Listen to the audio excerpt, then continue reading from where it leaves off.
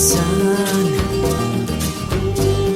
you can hear their hearts beating loud. Can't keep those California Indians down. Hello, everyone. You're listening to American Indian Airwaves. For Marcus Lopez, I'm your host, Larry Smith.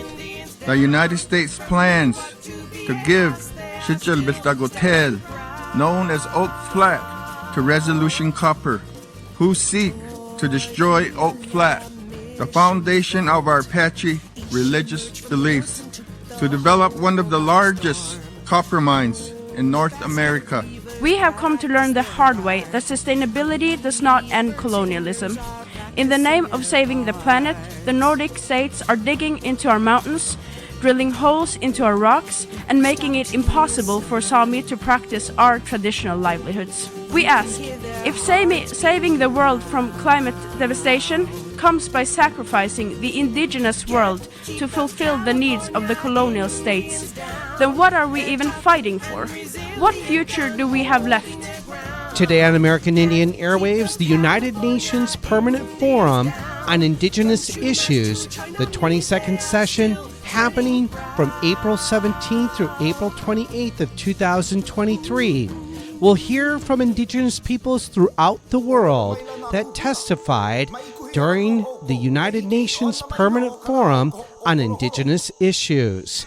You're listening to American Indian Airwaves. You can hear when the moon shines bright, the lone fool in the black of the night. You can hear the whisper in the valley. And you know when Kamakani blows to the Bahu drum, it's the warriors who are marching down the mountain. Because history ain't no mystery to me. Today on American Indian Airwaves, we go to the United Nations in New York City, where the United Nations Permanent Forum on Indigenous Issues, the 22nd session, is happening from April 17th to April 28th of 2023. This year's theme is Indigenous Peoples, Human Health, Planetary and Territorial Health and Climate Change, a Rights-Based Approach. And now we hear from Indigenous peoples who testified during the first few days of this year's 22nd session on the United Nations Permanent Forum on Indigenous Issues. I'll now give the floor to the distinguished delegation of San Carlos Apache tribe.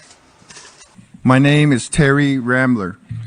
As the chairman of the San Carlos Apache tribe, I am here to bring the forum's attention to a major human rights violation, the destruction of sacred sites.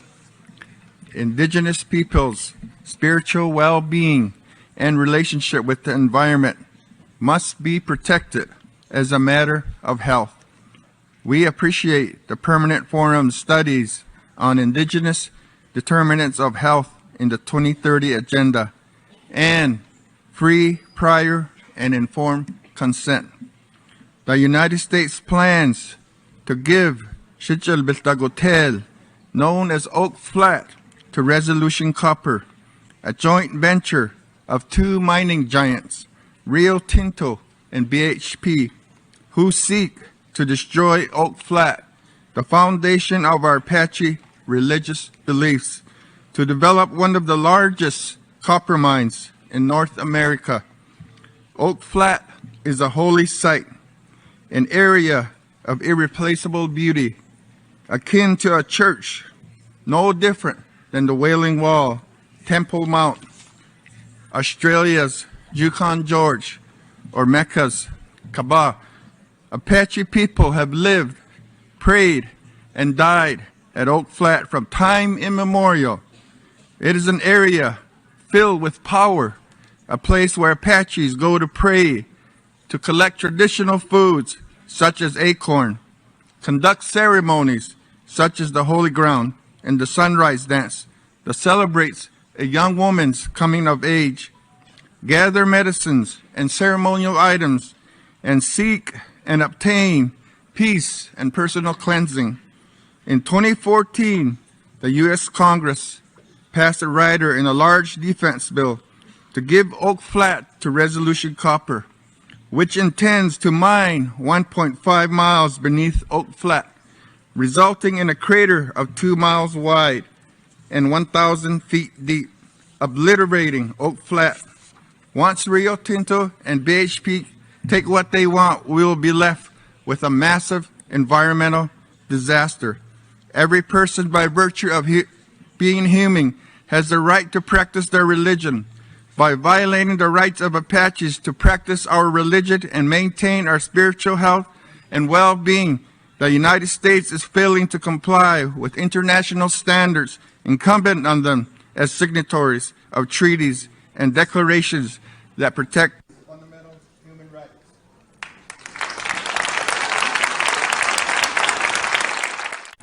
I now give the floor to the distinguished delegation of Salma Sami Norat. Thank you, Chair. Distinguished experts, Indigenous siblings, this is an intervention on behalf of Sami youth in Finland, Sweden and Norway. We come with an urgent message to the global Indigenous community about land grabs happening in Sápmi in the name of the green transition. We have come to learn the hard way that sustainability does not end colonialism. In the name of saving the planet, the Nordic states are digging into our mountains, drilling holes into our rocks, and making it impossible for Sámi to practice our traditional livelihoods. What is being shown to the world as a shift to sustainability is just Nordic colonialism hiding behind a new kind of mask. In Norway, an illegal wind park stands on the lands of Fosenjarke Sami community, producing renewable energy.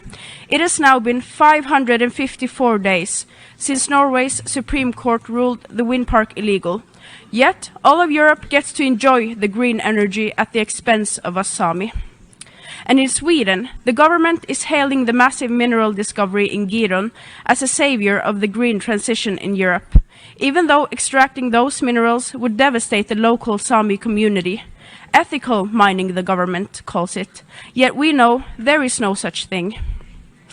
In Finland, the Sami have so far been successful in fighting off mining companies and other ventures, but over the years we have seen their rhetoric change.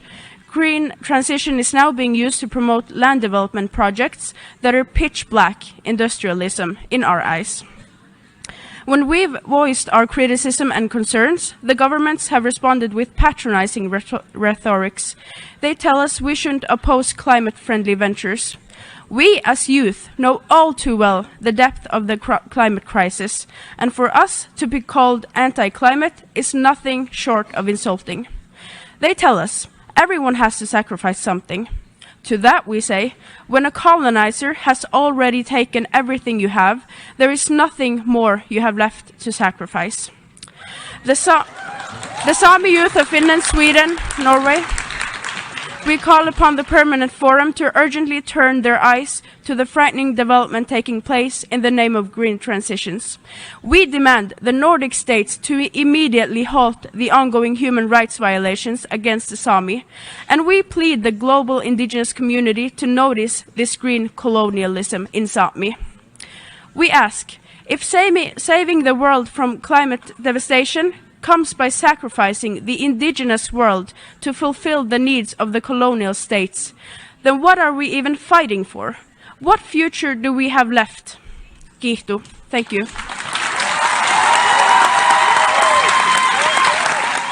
I now give the floor in their capacity as an expert to the UN Special Rapporteur on the rights of Indigenous peoples. Muchas gracias, señor presidente. Thank you very much, Mr. Chairman. As this is the first time that I'm taking the floor, I'd like to congratulate you on your re-election, and I'd like to congratulate the new members of the Permanent Forum. It's a pleasure to be able to address the Permanent Forum and all those here at this year's session. This will be my first intervention to the Permanent Forum on this important issue of planetary, human and territorial health and climate change. All around the world, human rights are being negatively affected and violated as a result of climate change.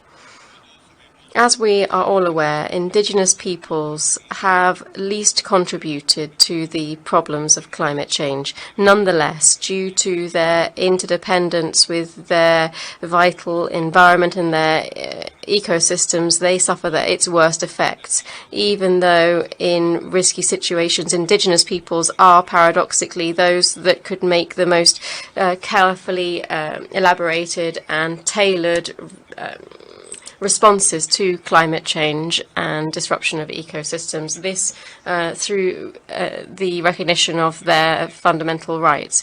Thanks to their systems of knowledge and due to their connections with the land handed down from generation to generation, Indigenous peoples have shown themselves to be very effective in sustainably managing biodiversity reserves that favour the absorption and storing of carbon, which are all good factors to mitigate climate change. Over the last decade, we have increasingly recognised the importance of Indigenous peoples and their work in mitigation and adaptation to climate change. As noted by the Intergovernmental Group on Climate Change in 2014, Indigenous knowledge is an important resource for adaptation to climate change, but it has not been systematically used in existing adaptation efforts.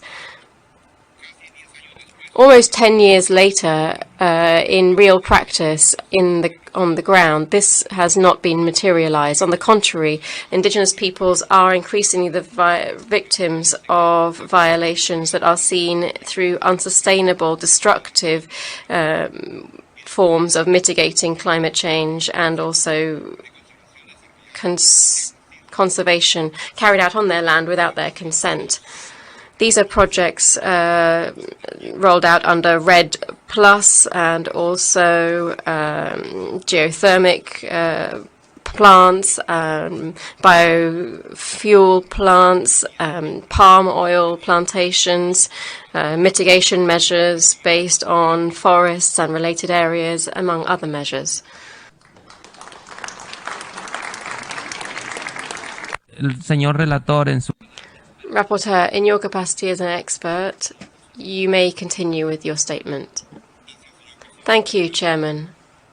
The patterns of violations of human rights of Indigenous peoples related to protection from climate change denounced two human rights mechanisms include forced displacement, dispossession of land, denial of right to free, prior and informed consent, destruction of traditional economies and livelihoods, destruction of culturally important sites and also spiritual sites.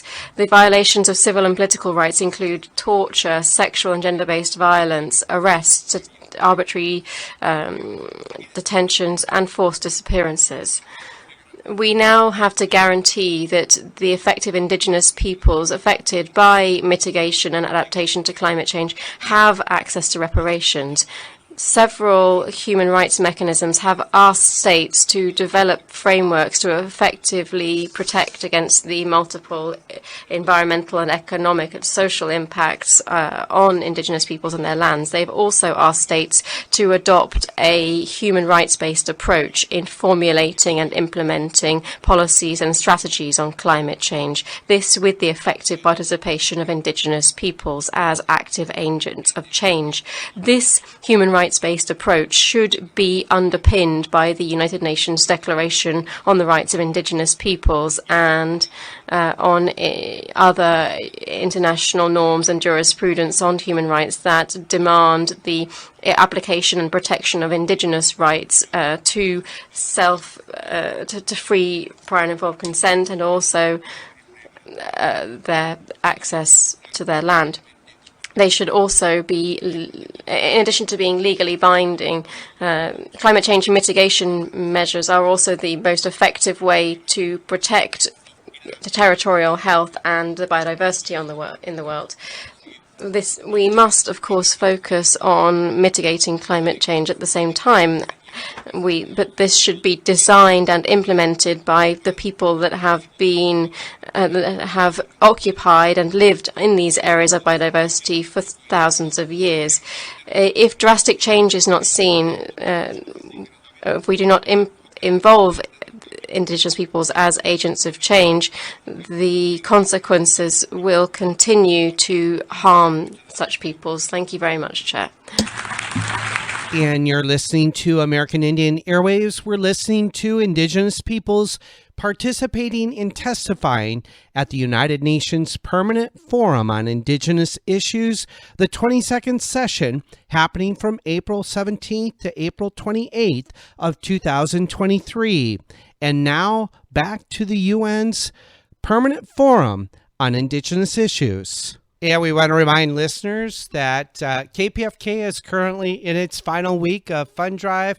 And without you, the listeners, we cannot bring you marginalized Indigenous voices, as you've been listening to Indigenous peoples throughout the world as they've been speaking this past week at the United Nations Permanent Forum on Indigenous Issues. It's the 22nd session, and this year's theme or special theme for the first couple days of sessions is Indigenous Peoples, Human Health, Planetary and Territorial Health, and Climate Change, a rights-based approach. And this is the kind of voices that we bring to you here on American Indian Airwaves. We want to ask all of you that are listening to our show on KPFK FM 90.7, those of you listening on the internet on the kpfk.org website or streaming the show on a variety of streaming platforms out there globally on the internet, that you can help support KPFK by picking up one of three premium items we're offering today on American Indian Airwaves. One is the book, Pagans in the Promised Land, Decoding the Doctrine of Christian Discovery. It's a $100 book, and it phenomenally lays out the origins, the theological legal origins, or the religious legal origins that monarchies and colonial governments use to dispossess Indigenous peoples of the land. And you can also pick up the DVD. It's called The Doctrine of Discovery, Unmasking the Domination Code, directed by Sheldon Wolfchild, written by Stephen Newcomb. It's a $100 thank you item. And then the book by Dr. Gerald Horne called The Counter-Revolution of 1836, Texas Slavery and Jim Crow, and the Roots of U.S. Fascism. It's an important book where Dr. Horne centers Indigenous peoples throughout the region as part of telling a crucially important part of history on the roots of U.S. fascism. You can pick up the book, either book or the DVD, by calling 818-985-5735, 818-985-KPFK, or you can visit the kpfk.org website, click on the pledge widget, and select a premium item from there for a $100 donation. Marcus? Thank you, Larry. Wow. What a period of time that we're living. The Vatican repudiates the papal bulls. Those were directed the full attention to people, to dismantling the 15th century papal bulls that has denied Indigenous people our humanity, our existence, enslaved us, enslaved our ancestors, and still doing that, Larry. Devastated cultures and holds language on lands and futures for over 500 years and still doing this to this very day. Now, dismantling, that's a funny word. And I want to speak to our listeners, native and non-native, and people of the different tribes in Southern Cal, and people on the internet, the wonderful struggles you're going to listen to them here this hour. But you got to know what you're talking about. You have to explore. I mean, what is this papal bull? I thought it was like an animal bull, but no. What is this pagans in the promised land that opens up and examines the ontological work? That's a big word, saying that the method and the procedures and policies of which, since the 14th century, 15th century, they impose this upon the Indigenous people of the world. Thank you, Marcus. And we want to take listeners back to this year's UN's Permanent Forum on Indigenous Issues. It's the 22nd session, and it is happening between April 17th and April 28th of 2003. This year's theme is Indigenous Peoples, Human Health, Planetary and Territorial Health, and Climate Change, a rights-based approach. And we're going to continue to hear from Indigenous peoples throughout the world articulating their grievances at the United Nations, which can be traced back to the doctrine of discovery, or as Steve Newcomb reminds us, the doctrine of dominion, and now back to the UN's Permanent Forum on Indigenous Issues. I now invite the distinguished delegation of the Global Youth Caucus. Kala hui awai. I'd like to say ho'omai ka'i, congratulations, Mr. Chair, on your reappointment. My name is Lahela Matos of Kalahui, Hawaii and Kamakakua Kalani Center for Hawaiian Studies, and I'm speaking on behalf of the Global Indigenous Youth Caucus. The caucus represents youth of the 7 different regions, yet despite our differences in culture and ancestral land, we all experience similar threats to human, planetary, and territorial health. Exploitative corporations and member states are threatening and destroying environments across the globe. The destruction of and violence committed against our Earth Mother perpetuates violence against Indigenous peoples, specifically Indigenous women who are protectors and bearers of life on this planet. Environmental destruction not only contributes to climate change, but also impedes on our ability to access ancestral knowledge, traditional medicine, sacred sites, and traditional practices.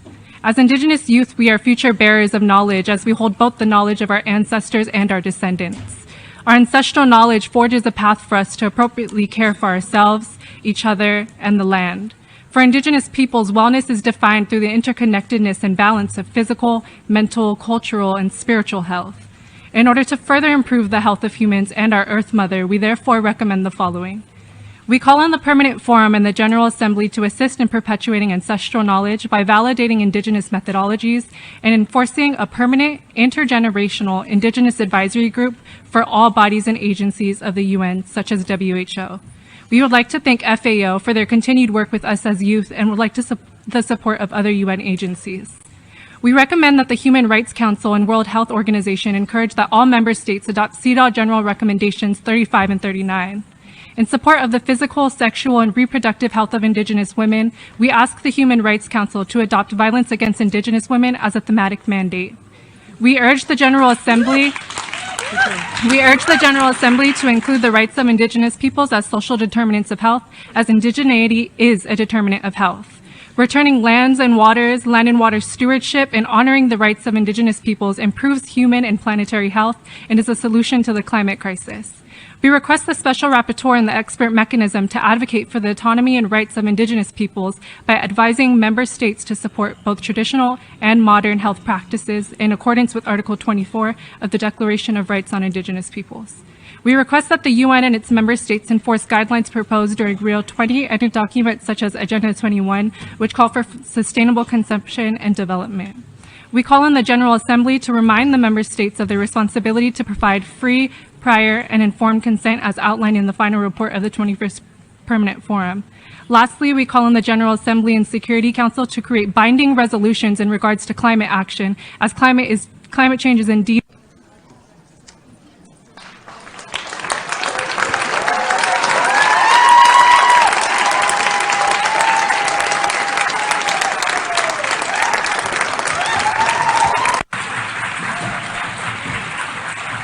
Doy las gracias.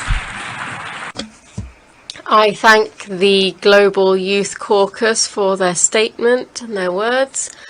I invite the distinguished delegation of the Society for Threatened Peoples, please. Thank you, Mr. Chair. My name is Timolin Togachok. On behalf of 6 million Southern Mongolians, I would like to bring to your attention the ongoing cultural genocide committed by the government of China. Starting in 2020, the government of China has banned the Mongolian language entirely across Southern Mongolia in the name of the National Common Language Policy.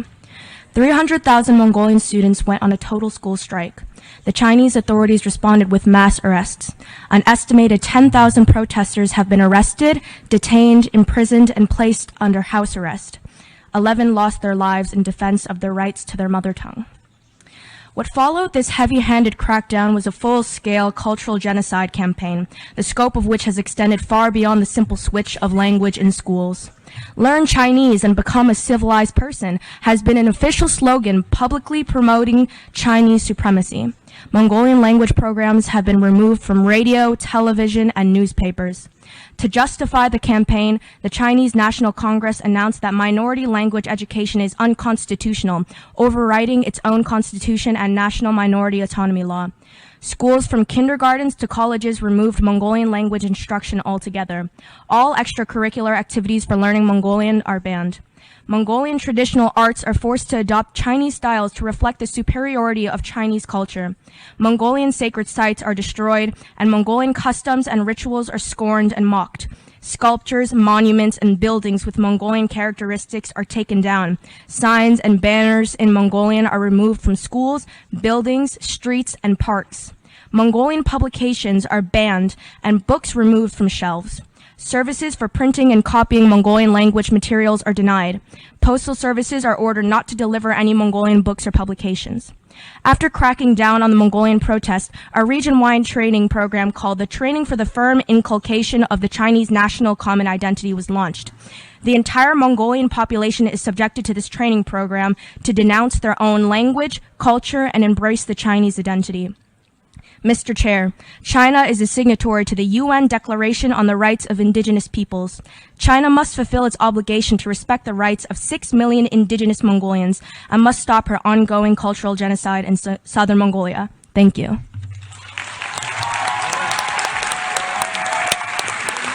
Doy las gracias. I thank your distinguished delegation for your statement. I now invite the distinguished delegation of Native Alliance to take the floor. Native Youth Alliance, please. My name is Nathan Phillips. I'm from the Omaha tribe of Nebraska and Iowa. I'm the Deer Clan on my father's side. I'm Bear Clan on my mother's side. And I say thank you to the People's Forum here, the Indigenous Peoples Forum, for being here for these 22 years.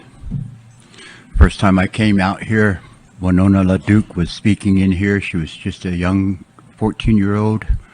I was outside with the drum singing, and I've been coming as much as I can every year since then and supporting this important issues. I want to say something about our languages and the need for them, that we got to save our languages. I was taken away when I was 6 years old, and when I was 6 years old, all I knew was my Omaha language. My mother's tongue was ripped out of me. She really wanted me to know our language, know our ways, but I was taken away, and it was an act of genocide.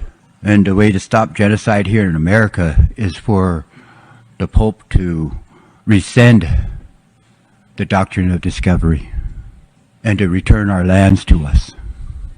Return our languages to us, return our riches to us. But there's so much that they can't give us back. I've been without my mother's love for decades, and I'll never get that back. But I have my daughter's love, and I want her to know our language and not to lose that. I want to see Leonard Peltier to come free and to be able to be with his grandchildren. I've gone inside the prisons and sang with him and prayed with him. I've shared sweat lodge with him. He deserves to be home. There are so many of our brothers and sisters that are in the penitentiaries that should be home also. I apologize that I only think about what to say when I come here in the mornings when I pray to God to ask for forgiveness and strength and courage to carry on. And that's what I ask for this everybody here, that they have the strength and courage to carry on. Gracias por su amable. Thank you for your kind statement. And you're listening to American Indian Airwaves. We were listening to Indigenous voices speaking at the United Nations at the UN's Permanent Forum on Indigenous Issues, the 22nd session, which is happening from April 17th to April 28th of 2023. This year's theme is Indigenous Peoples, Human Health, planetary and territorial health, and climate change, a rights-based approach. We are bringing you Indigenous voices throughout the world, articulating and conveying their grievance to the international world body, calling for an intervention to settler colonial nation states throughout the world, or countries throughout the world that have engaged and continue to engage in a practice of systemic violence against Indigenous peoples. Indigenous peoples are 5% of the world's population, but represent 80% of the world's biodiversity, manage about 25% of the world's lands, and we are constantly, Indigenous people are constantly on the front lines of settler colonialism, and it can all be traced back to the Papal Bulls, and you can read about the Papal Bulls in Stephen Newcomb's book, Pagans in the Promised Land, Decoding the Doctrine of Christian Discovery. You can pick it up for $100 as a way to say thank you and support KPFK. You can pick up the DVD on the Papal Bulls called The Doctrine of Discovery, Unmasking the Domination Code, as a $100 thank you item. Support the station. Or you can pick up Dr. Gerald Horne's book, The Counter-Revolution of 1836, Texas Slavery and Jim Crow and the Roots of U.S. Fascism. That too is a $100 thank you item.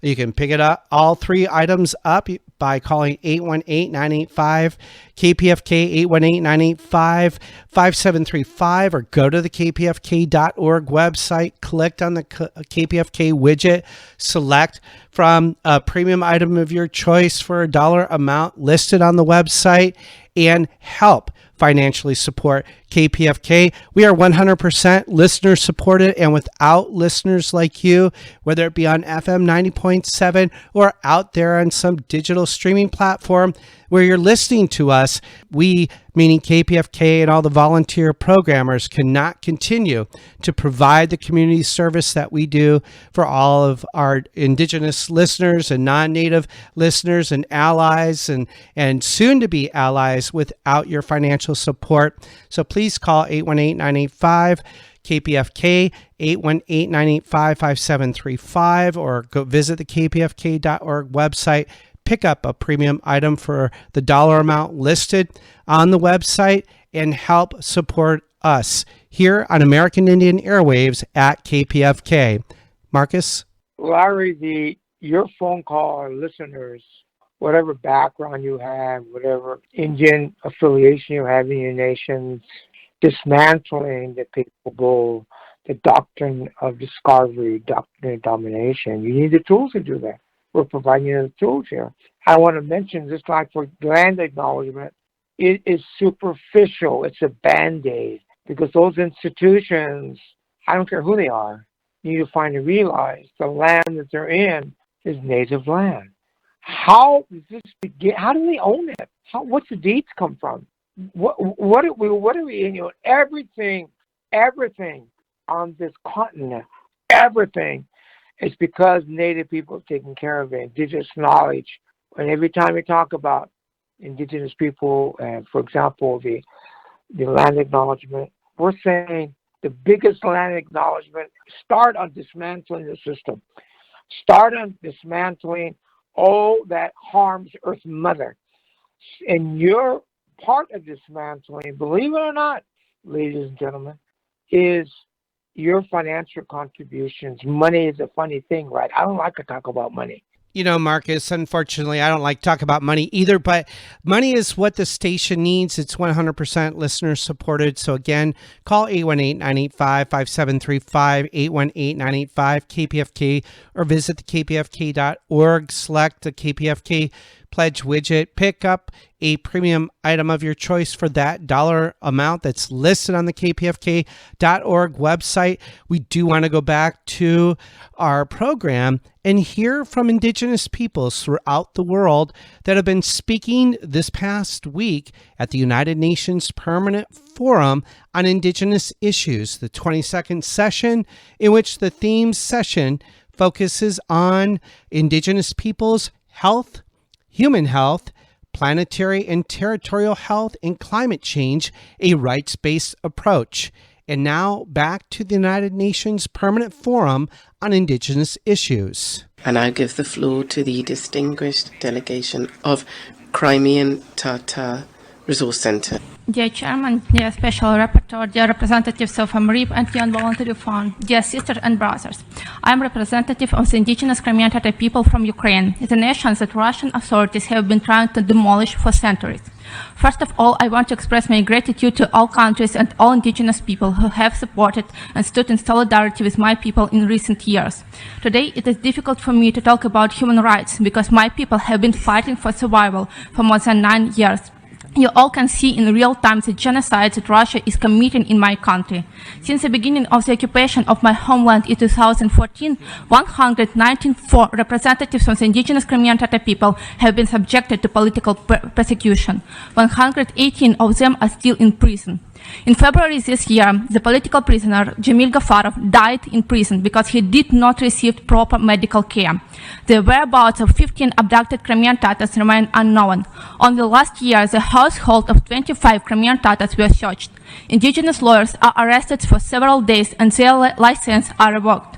2022 has become a year of new challenges of my people.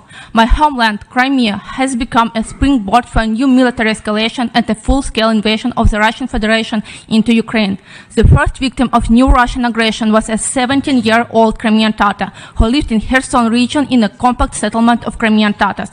The result of the illegal mass mobilization becomes a hybrid deportation of my people from their own motherland.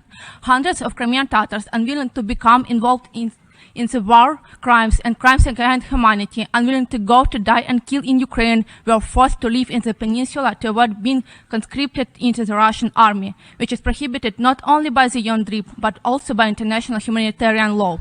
Dozens of representatives of the indigenous Crimean Tatar people were fined only for speaking out against the war. Besides, new articles were added into administrative and criminal codes of the Russian Federation. Russia purposefully involves representatives of the indigenous people of Russia in this war and tries to realize its political ambitions in the cost of their lives. None of the representatives of an indigenous people can be safe when a permanent member of the UN Security Council unleashes with impunity the most brutal and bloodiest war in the 21st century. I appeal to all the mechanisms present here to pay due attention to the situation with indigenous Crimean Tatar people in the conflict. I ask not to ignore our submissions and statements and to include this information in your regular reports. We propose to investigate the issue of ensuring the implementation of the UNPFII in the context of armed conflict and develop the effective mechanism for the protection of indigenous people in the context of interstate conflict. We will continue to fight for our life and our rights, but we need your support. We need more sanctions and pressure for Russia because it's the only way to save our lives and to restore and protect.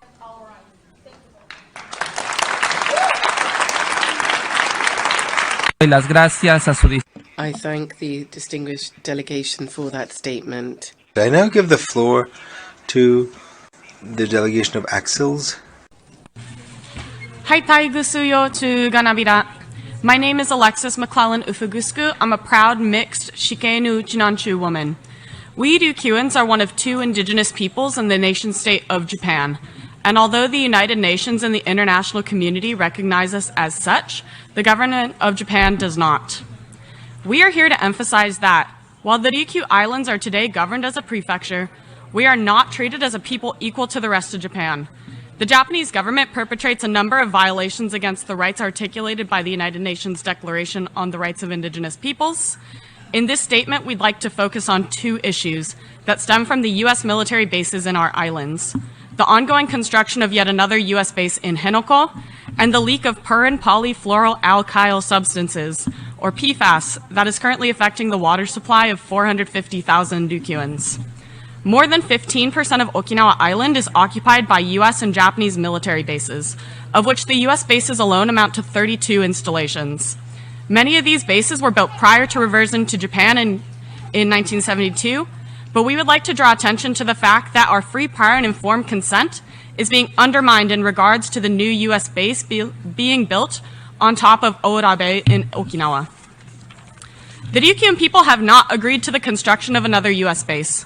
In 2019, an official referendum was held in which over 70% of voters in Okinawa voted no against the construction of the new base.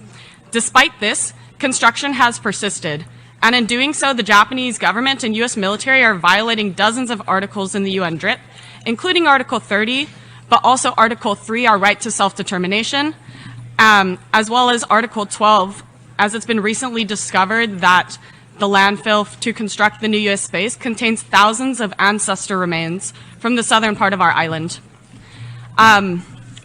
We ask that the Permanent Forum arrange a meeting between Axils and the Permanent Mission of Japan in order to discuss ongoing issues of militarization in the Ryukyus, including PFAS leak, which, as I mentioned earlier, is affecting 450,000 of our people. Additionally, we demand that the U.S. Department of Defense release to the public data from the groundwater tests conducted on U.S. bases in Okinawa, and that the U.S. and Japanese governments heed Recommendation D from the Special Rapporteur on Human Rights and Toxics reports on the impact of toxics and Indigenous peoples, to create an expedient cleanup plan and immediately provide access to clean drinking water for, again, the 450,000 people affected.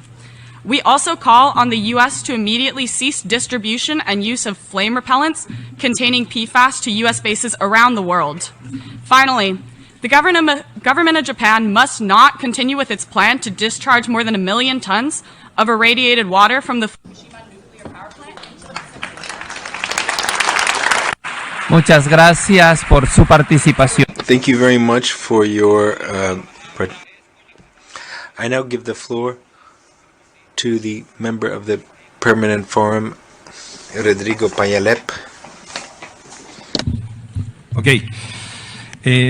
Mari Pulamiem, Mari Puwenui, Inchemae Rodrigo Payalep Piñen. Lo saludé. I greeted you and I introduced myself in the Pul Mapuche language of my people, who live in the south of Chile and part of Argentina. First of all, I want to thank you, Mr. Chairman, for the opportunity to speak and to participate in this important forum. I would like to also thank the panelists, the special rapporteur, chair of the expert mechanism and the voluntary fund for their invaluable work for the benefit of indigenous peoples. The work of the fund might appear as less important, the fund of voluntary contributions, but in fact it's very important because it promotes the participation of indigenous peoples.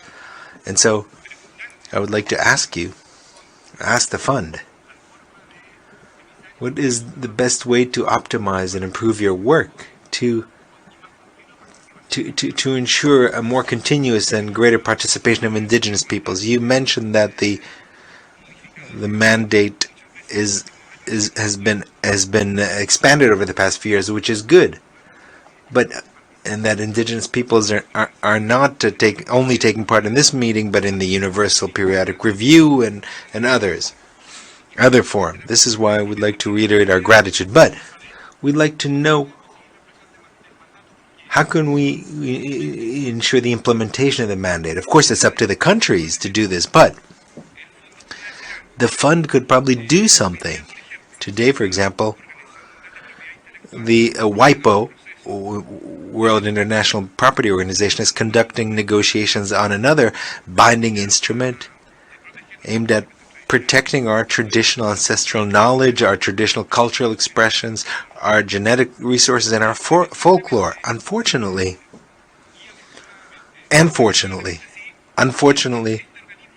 this agency also has a voluntary contribution fund to support the Indigenous Caucus that is participating in this work. Unfortunately, this fund very rarely has money, so it's a kind of a trap. Even if there's no money, but the fund exists, this is like an obstacle to the participation of indigenous people. And indigenous peoples can only participate 3 or 4 times a year when their organizations can afford it. And so I would ask the representative of the voluntary fund how we can expand your mandate to these meetings that I just mentioned. And furthermore, I want to just remind you of something pertaining to what the chair of the expert mechanism was saying to us, and the indigenous parliamentarian mentioned. But I'm going to tell you the story. Descahe was the first indigenous leader who was participated in the League of Nations 100 years ago. League of Nations was a predecessor of the United Nations. And I just, he wanted to speak to the countries and tell them that indigenous peoples wanted to live under their own laws and in their own territory and based on our own beliefs. Brother Descahe was not allowed to enter the assembly at the time, was never heard. And today he's inspired the work of all of us who have followed him. But I want to connect him to a current event. Descahe died in exile. He could never return to his country. I just mentioned that one of the members of the expert mechanism is currently in exile, suffering exile. Sister Alfred Cunningham of the Latin American Caribbean region. And we have to close ranks as far as denouncing the situation. Indigenous brothers and sisters cannot be persecuted and mistreated in this way. This is a message for the indigenous peoples, for your countries. If this can be done with an expert of the United Nations that has all kinds of guarantees, and the system doesn't do anything, that it could happen to any of you. So what I want to ask to the UN, ask the UN system, is a clear statement of condemnation of the exile of this expert. So this does not happen again in the future. And also recall that the importance at this time of remembering Brother Descahe, who ended in exile. And we hope that his family and his descendants can come back to his country, which is Nicaragua. Thank you very much. Thank you to distinguished member of the Permanent Forum, Rodrigo Payalep. I give the floor to Shoshone Bight Tribes. Thank you, Chair and Special Rapporteur. My name is Addie Parker, Tribal Council Member of the Shoshone Paiute Tribes of the Duck Valley Indian Reservation. Our tribe's human and territorial health has not only been impacted by the hydrocarbon plumes, the territories of our tribes, especially where they overlap with the state of Nevada, have been long subject to extensive mining activities for over 150 years. Our people have been suffering the negative environmental and health effects without receiving any benefit. Currently, we are subject to what you call a new green gold rush, with the fast tracking of applications for lithium, which is highly sought after for electric car batteries. As a result, this is sometimes misrepresented as a green economy. We agree that this really is green colonialism, and as some fellow tribes have pointed out, it leads to further disposition and pollution of our lands. There are 70 lithium mining applications in Nevada alone. Lithium mining is an environmental hazard from the extraction phase to when the batteries have to be disposed of. This issue clearly is deeply connected to our human, territory, and planetary health and climate change. We need a rights-based approach that recognizes our standing as indigenous people and decision makers and stewards of the land. The Nevada mining legislation is archaic, which allows for staking and entirely disregards our rights as Indigenous people. It does not require our free, prior, and informed consent and does not foresee any remuneration for Indigenous peoples as owners of their resources. Nevada recently passed a bill to collect more revenue from mining. We opposed it because it entirely excludes our tribes, and yet they passed it. Since the Treaty of Ruby Valley was signed in 1863, there has been no mechanism put in place to share benefits from mining, which currently is a $9.25 billion industry annually in the state of Nevada alone. This is a perverse subsidy and benefits multinational mining corporations, most from Canada, who do not have to remunerate the Indigenous owners of the resources. It violates our Indigenous rights, including under the UN Declaration, the rights of Indigenous peoples, and international obligation for benefit sharing and Indigenous prior informed consent. President Biden's executive order to consult our tribes on these issues also continues to be violated. We cannot even get the money to build a new school in our acute emergency situation. Our students are forced to go to a school on top of a carcinogenic hydrocarbon plume while the state is receiving record mining revenues, and our people and children pay the price with their health. As UN Secretary General Antonio Guterres remarked at the opening of this forum, this constitutes the illegal exploitation of our resource-rich territories while we remain the poorest people in our own land. We align our urgent call for action with the findings on violation of our Indigenous rights and the decision by the UN Committee on the Elimination of Racial Discrimination in its early warning and urgent action procedures in 2006 on the Western Shoshone. Due to the lack of effective national remedies, we are appealing to this forum and you as the UN Special Rapporteur on the rights of Indigenous people for oversight, and we hereby want to officially invite you to our community. Muchas gracias a su Thank you very much. And you're listening to American Indian Airwaves. You were just listening to excerpts from this year's United Nations Permanent Forum on Indigenous Issues, the 22nd session that's happening from April 17th to April 28th in what we know as New York. And this year's theme is on Indigenous peoples, human health, planetary and territorial health, and climate change, a rights-based approach. And when listening to all the different Indigenous voices across Mother Earth, articulating their grievances and asking for the UN to engage in a global intervention to save the planet, to save Mother Earth, and to save Indigenous peoples, and for Indigenous peoples and the respective First Nations to have culturally sustainable futures. You can trace that back to, as we were talking about before, the Papal Bulls, and two of our thank you items, if you will, for helping us support American Indian Airwaves, helping us support KPFK and all the volunteer programmers, is you can pick up the book Pagans in the Promised Land, Decoding the Doctrine of Christian Discovery for $100. That's one way to say thank you for supporting the station. Or you can pick up the DVD, The Doctrine of Discovery, Unmasking the Domination Code. That is also a $100 thank you item. Or you can pick up Dr. Gerald Horne's book, The Counter-Revolution of 1836, Texas Slavery and Jim Crow, and the Roots of U.S. Fascism. That is a $100 thank you item.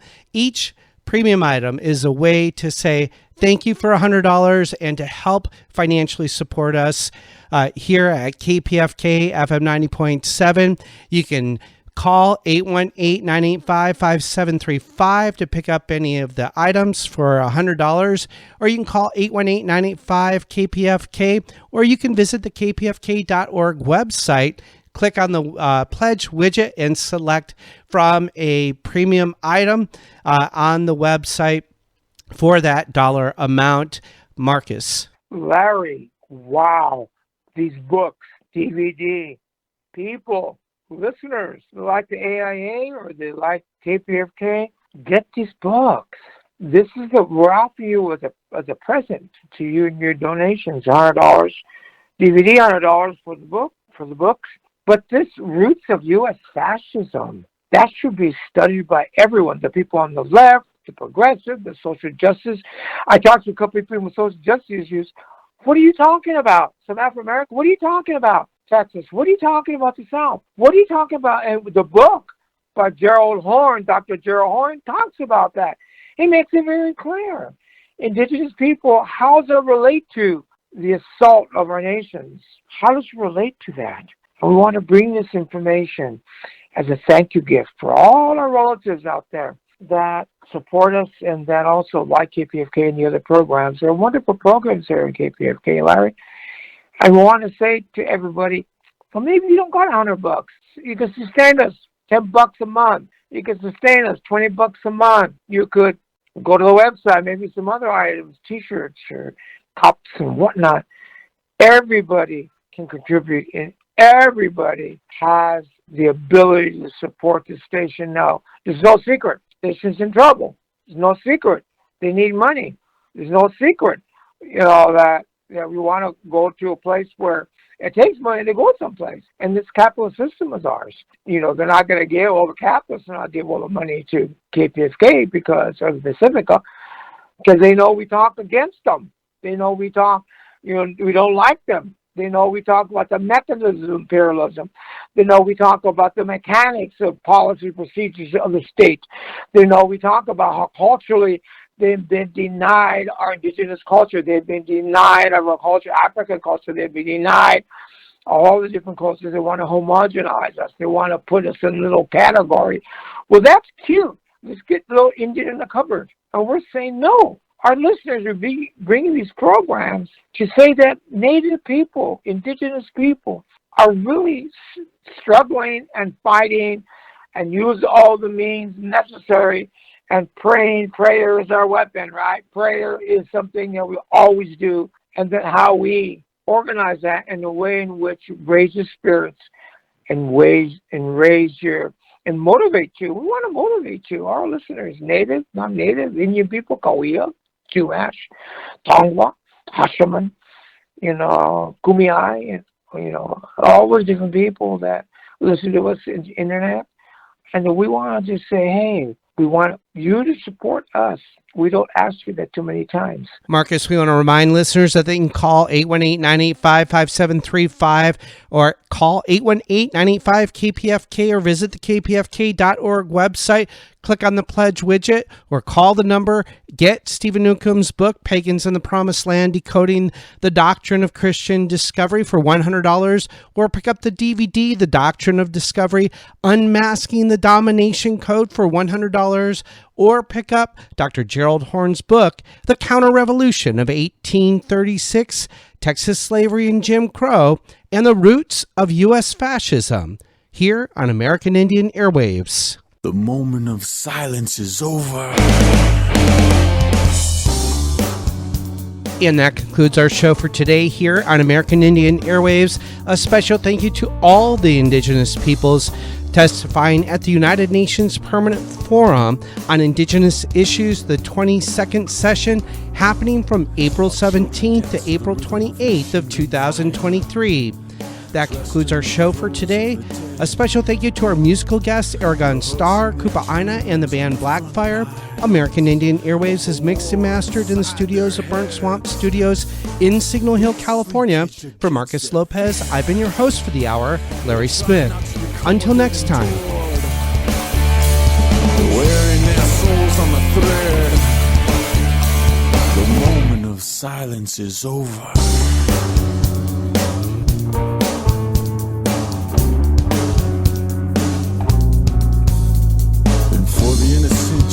Justify why your freedom manifests on their graves, and the blood never comes clean from the guilty minds, nor the hands that hold the chains.